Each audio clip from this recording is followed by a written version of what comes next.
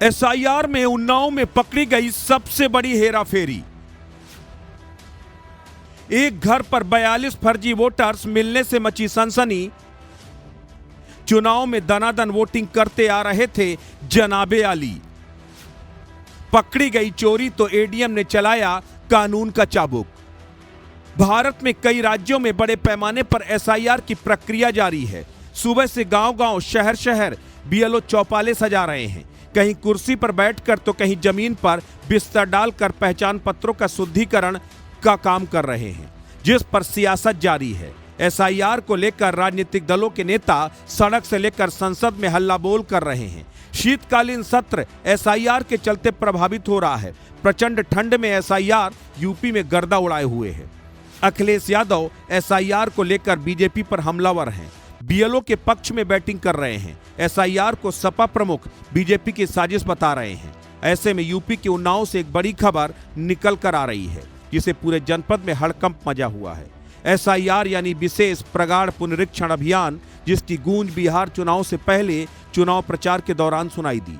बिहार में एनडीए की सरकार बनने के बाद यह मुद्दा बड़ा बन गया। विपक्षी दल एसआईआर के नाम पर बीजेपी पर हमलावर हैं। राहुल गांधी चुनाव आयोग को घेर रहे हैं। ममता बनर्जी पर एसआईआर को लेकर सरकार और चुनाव आयोग से दो हाथ करने का ऐलान कर चुकी है। ऐसे में उन्नाव जनपद में एक बड़ी हेराफेरी पकड़ी गई। यहां एसआईआर अभियान के तहत मतदाता सूची में बड़े पैमाने पर फर्जीवाड़ा उजागर हुआ है। उन्नाव के पूरन नगर स्थित एक मकान में बीएलओ के पहुंचने से बहुत बड़ी फर्जी वोटर्स की चोरी पकड़ी गई, जिसने प्रशासनिक अधिकारियों को भी हैरान कर दिया।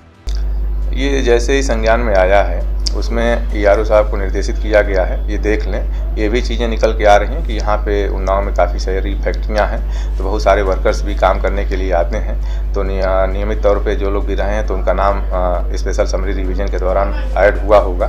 तो लेकिन इसकी सत्यता की जाँच के लिए टीमें भेजी गई हैं। जैसे कुछ आता है तो आगे और आपके माध्यम से क्लियर कर दूँगा इसको जो है। दरअसल मकान नंबर 57 की मतदाता सूची में कुल 45 नाम दर्ज थे।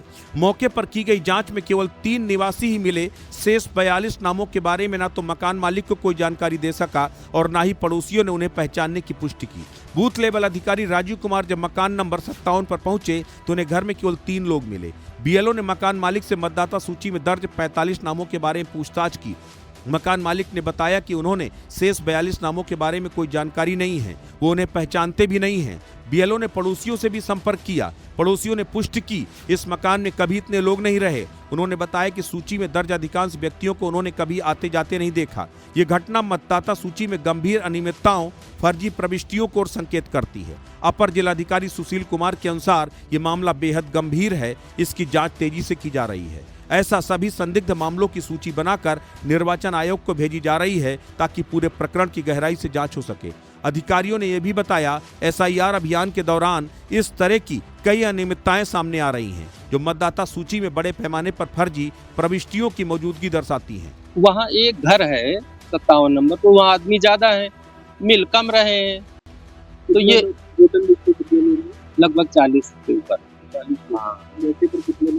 वहाँ पे तो 3 है। अन्य लोग अब ये यहाँ पर तो नहीं मिल रहे हैं। आसपास वालों से भी पूछने पर भी नहीं।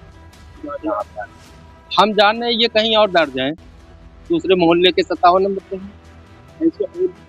और भी केस हैं।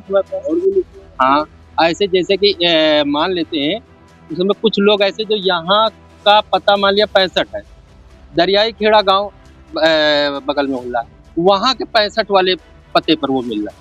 मतलब गलत एड्रेस पे लोग। हाँ, तो ये उन्होंने जब हाँ, ये भी हो रहा है। मतलब कि वो वहाँ जब कहीं भरे होंगे कभी, तो उनका पूरन नगर में भेज दिया उन्होंने। ये होंगे कहीं और के। ये है। इस खुलासे के बाद पूरे क्षेत्र में चर्चा तेज हो गई। स्थानीय लोग भी हैरान हैं कि बिना जानकारी कितने नाम एक ही पते पर कैसे दर्ज हो गए। वहीं प्रशासन ने मतदाता सूची को पूरी तरह शुद्ध करने के लिए ऐसे हर संदिग्ध पते की गहन जांच करने का निर्देश जारी किया है। इन सब के बीच स्थानीय लोगों का कहना कि फर्जी जनाबे आलियों ने बड़े पैमाने पर वोटर लिस्ट में अपने नाम जुड़वा रखे हैं। चुनाव आयोग का ये कदम सराहनीय है। एसआईआर देश हित में है। एसआईआर भारत की चुनाव प्रक्रिया में मील का पत्थर साबित होगा।